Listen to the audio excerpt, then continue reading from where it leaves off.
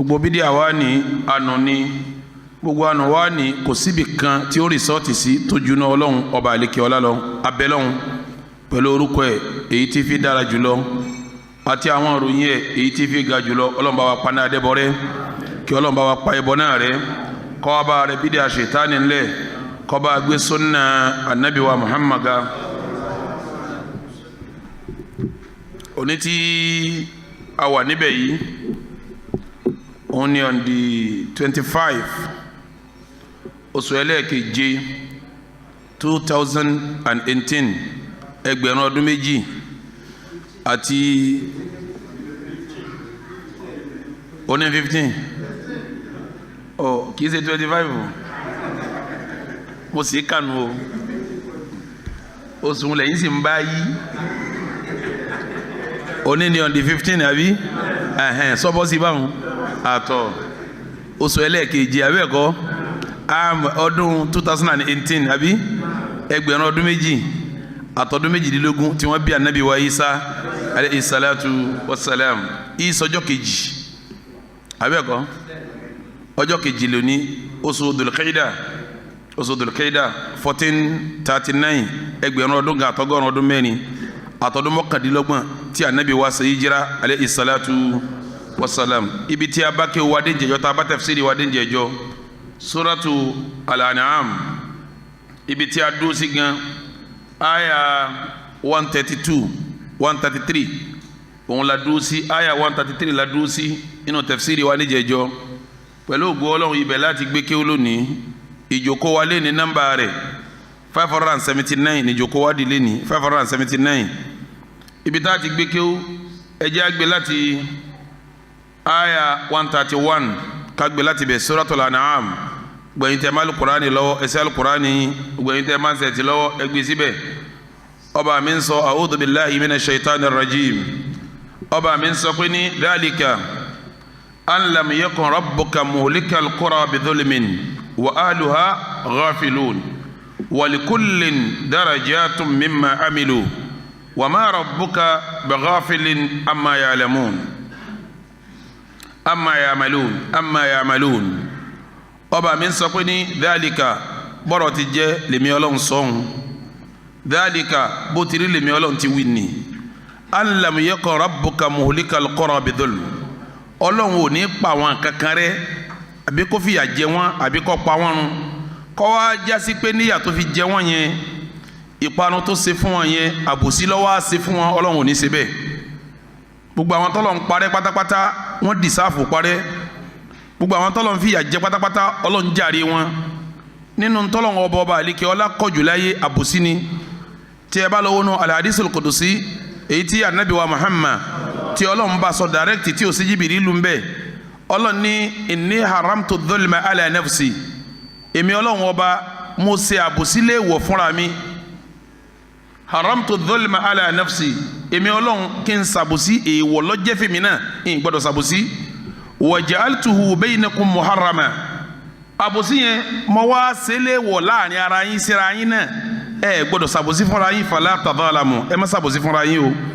sọba tó sọ yẹn fún anabi wa Muhammad sóhun ni ó wàá fi ìyà jẹ àwọn kan àbí yóò pa àwọn kan run àbí yóò dìde sáwọn kan tí ò ní jásí pọ́lọ̀ ń jàre wọn lọ́lọ́run fi ní dhalika ọ̀rọ̀ èmi ọlọ́run bó ti rí nìyẹn o an lam yakun rabbuka muhlikal qura èmi ọlọ́run ò ní pabì kankan run ìlú kan yìí ní parun àwọn kan yìí ní fìyà jẹ wọn wa ahluha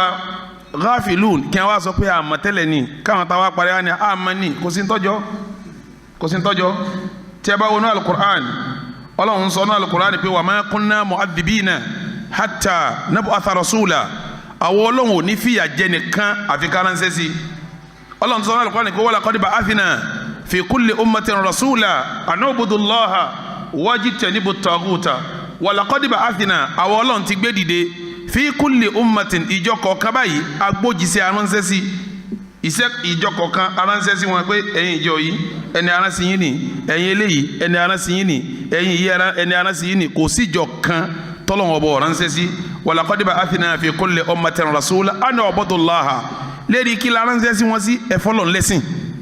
an u'budu Allaha ẹ má sìn kan mí lẹ́yìn ọlọ́run ntí ń bá ń jẹ́sìn ọba aláàníkẹ́ fún wajtanibu at-taghuta kí ni jẹ́ tọ́gùtù gbogbo ntáwọn èèyàn bá ń fún lẹ́sìn tí èso ọlọ́run ní jẹ́ tọ́gùtù níta àti sọ̀rọ̀ ẹbọ kọjá ó ti yé gbogbo yín sẹ́ẹ̀rí níta bá ń fọ́lọ́run ní jẹ́sìn gbogbo níta ń fọ́lọ́run pátá tọ́lọ́run nífẹ̀ẹ́ sí tọ́fẹ́ gbà lọ́dọ̀ wa ní jẹ́sìn gbogbo ẹni tó bá fún nǹkan míì ní ń ṣẹbọ ẹni bá fọ́lọ́run ní ń ṣẹ̀sìn níta bá fún ní nǹkan míì tóun náà tẹ́wọ́ gbà pé mo lẹ́tọ̀ọ́ rẹ̀ òun ní jẹ́ tọ́gùtù òun ní jẹ́ tọ́gùtù ìfẹ́rí kanlẹ̀ ta ló ní ìrùkù ta ló ní gbàmígbàmí ta ló ní ṣàánú mi ta ló ní bùnmi lọ́mọ ta ló ní fìsọ́ ẹ̀sọ́ mi ta ló ní njọ́ tá à ń bá ń béèrè nǹkan yẹn lọ́dọ̀ ọlọ́run ìjọ òun lásẹ̀sìn ẹni tí ń bá ń béèrè lọ́dọ̀ ọlọ́run là ń pè ní mùmínì là ń pè mùsùlùmí ń tà ń béèrè lọ́dọ̀ ọlọ́run yìí njọ́ tá a bá béèrè ẹ̀ lọ́dọ̀ nǹkan mi lẹ́yìn ọlọ́run ní ń jẹ́ pa àṣẹbọ ẹni tí ń béèrè òun ní ń jẹ́ mùṣírikù ẹlẹ́bọ ṣé wàá rẹni tó jòkó tóun náà ń gbà Ṣàngó máa gbarú ẹ̀ táwọn yóò ní Ṣàngó gbà mí o Ọbàtálá ń gbarú ẹ̀ táwọn yóò lọ sábọ̀ Ọbàtálá Ọ̀ṣun ń gbarú ẹ̀ táwọn yóò lọ sọ́bọ̀ṣun kọ́dà àwọn àfa mi ń gbarú ẹ̀ tí wọ́n ní àfa ọ̀rọ̀ mi dọ̀wọ́ yín tóun ní ọ̀rọ̀ rẹ̀ yanjú ó ti fẹ́ ẹ̀ tí pọ̀ ọlọ́run kọ́ lọ́rọ̀ yanjú ẹ̀ ọlọ́rọ̀ yẹn yanjú kọ́ lọ́pọ̀ lọ́rọ̀ yanjú ẹ̀ gbogbo àwọn tí a bá wá ń gbarú nǹkan báwọn mọ́ra ó kọ́ tí wọ́n ní tọ́gùtù ọlọ́run fi ní walaqad ba'athna fi kulli ummatin rasula an u'budu Allaha wajtanibu at-taghuta lérí ìbáàdà yìí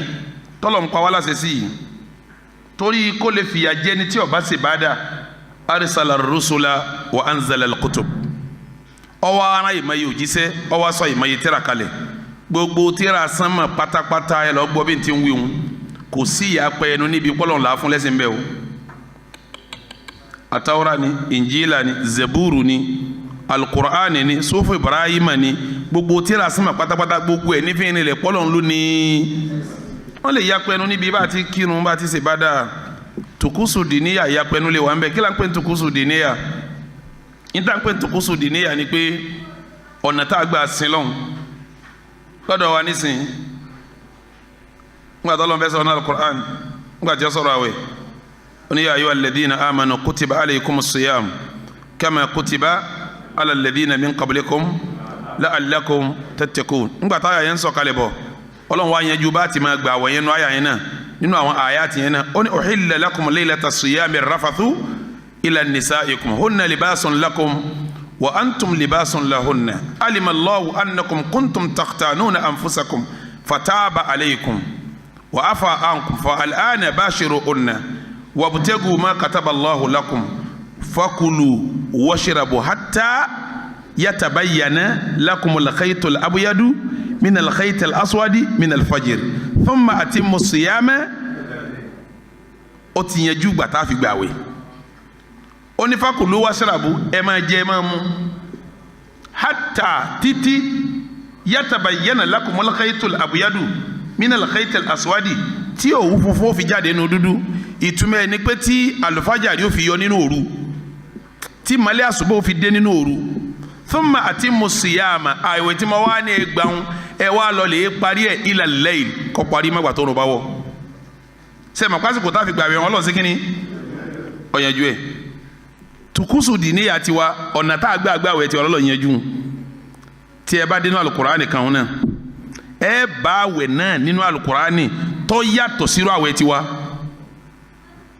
inni nadartu lirrahmani sawma falan ukallima al-yawma insiya inni èmi o nadartu lirrahmani sawma mo lérí àwẹ̀ fọlọ́n pé gbá àwẹ̀ fọlọ́n àwẹ̀ wo ni wàá gbà falan ukallima al-yawma insiya èèyàn kan báyìí ní bá sọ̀rọ̀ àwẹ̀ má ṣe kí nù kí ló kọ tiẹ̀ náà àwẹ̀ kí ló kọ tiwa tukusu yẹn yàtọ̀ ọ̀nà tá à ń gbà ṣe yàtọ̀ ó yàtọ̀ anabi Isa níjọ́ wọn bí tọrọ dàrú tó sọ̀rọ̀ lérí ìtẹ́ ó ní inni Abdullahi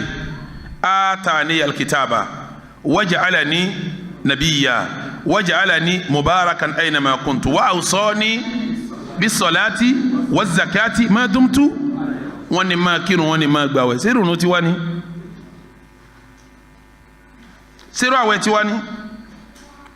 ó yàtọ̀tọ̀ síra wọn irun Isa yàtọ̀ sí tiwa zakati wọn yàtọ̀ sí tiwa zakati wọn tó gbajúmọ̀ tá a mọ̀ òun ní ìdá mẹ́wàá ìtọ́ gbajúmọ̀ tá a mọ̀ nù ni tí wọ́n máa béèrè káàkiri churches káàkiri ìdá mẹ́wàá wọ́n kà sí bíi sàká tó yẹ pé gbogbo ntọ́ bá rí ó ṣírù ni ìdá kan ìdá mẹ́wàá ni lọ́dọ̀ tiwa kò rí bẹ́ẹ̀ rúbù lè ó ṣírì tiwa tá a bá da sí mẹ́wàá tán á tún wá mẹ́wàá wọn á wà da sí mélòó mẹ́rin ìdá kan tí ń jásí pé 1/40 ní zakati wa kí ló kọ méjèèjì náà àmọ́ ìyapẹnu ò lè sí láéláé níbi ànúbùdùlọ́ha wájítẹ̀níbù ọ̀tọ̀gùt ìyapẹnu ò lè sí mbẹ̀ ẹ bá wọnú báyìbù ẹ bá ń bẹ̀ pé àwọn kan tọ̀ Jésù wá wọn wá bí pé rẹ kí ló àkọ́kọ́ òfin kí ló wí fún wọn sin Ọlọ́run ọba rẹ ìkan ṣoṣo ni tawhidu ò lè dàrú kí mo ní ò lè dàrú ló fi jásí pé ọ̀pọ̀lọpọ̀ ìyà tá a jẹ́ njọ́ àlìkíyàmọ̀ torí tawhidi ni àyè pé èèyàn ní kèfèrí torí pé ó ṣe sìná àyè pé èèyàn kèfèrí torí pé ó jalè àyè pé èèyàn kèfèrí torí pé ó mutí àmọ́ tí tawhidi bá fi lè dàrú mọ́ lọ́wọ́ kí la pè é kèfèrí ni kèfèrí ni ló fi jásí pé ntọ́lọ́n fẹ́ torí àfìyàjà àwọn èèyàn njọ́ àlìkíyàmọ̀ tó pọ̀ jù kúfúrú àti ṣíríkù ni ó sì ti pọ̀ láàrin àlùmọ́ nàbí o kófúrú yẹn pọ̀ gan láàrin àlùmọ́ nàbí wa Muhammad sallallahu ta'ala gbogbo ntí wọn fún Ọlọ́run pátá làwọn àlùmọ́ nàbí ń fún ẹlòmíì lẹ́yìn Ọlọ́run wọn ò dẹ̀ fẹ́ gbọ́ tá a bá sọ ara ni wọn ò fẹ́ gbọ́ bá a bá sọ ara ń ṣe kí ni ara ni wọn a sì ń yọ wọn kó nu ná à ń pè wọn lálẹ́ Jánnà ni kí ló dára ní nítorí bá ní ẹ má wọ ná mo sì fẹ́ kẹ́ lọ lè mọ̀ pé tó bá di jọ́ àlìkìyàmà Ọlọ́run ò ní fìyà jẹ yàn kò ní fìyàn sínú ná àfi kó jásí pé wọ́n jíṣẹ́ fún un ọba mi fi ní wa ma kunna mu'adhibina hatta nab'atha rasula naam.